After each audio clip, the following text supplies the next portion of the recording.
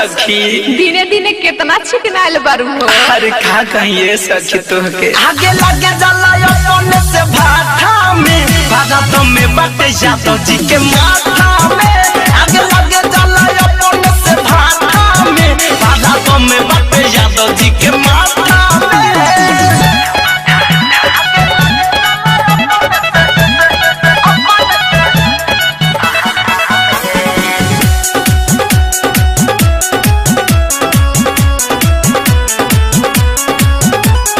ससुरा में सुख बड़ा मिलता रोज रोज पलंग भी लहता अरे सखी ससुरा में सुख बड़ा मिलता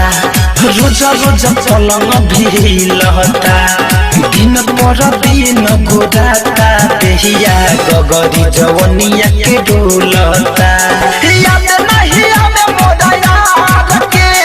कमी नहीं होला कोनो प्यार के मिले अलग स्वाद पियला पे सखी खाता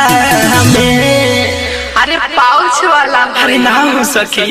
अरे रात भर अपने से मोथेल आगे लगे जला अपने से भाटा में भारत में बटे जातो जी के माथा में आगे लगे जला अपने से भाटा में भारत में बटे जातो जी के माथा में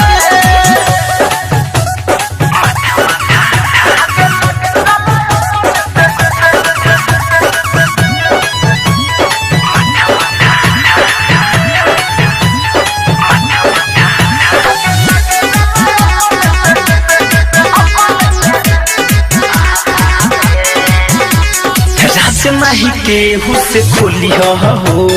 कुछ ना धनंजय से बोली हो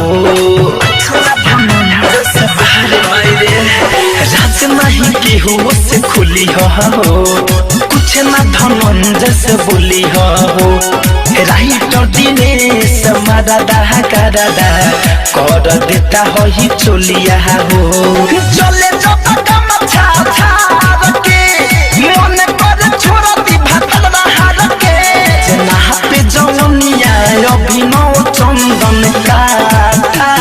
में आये सखी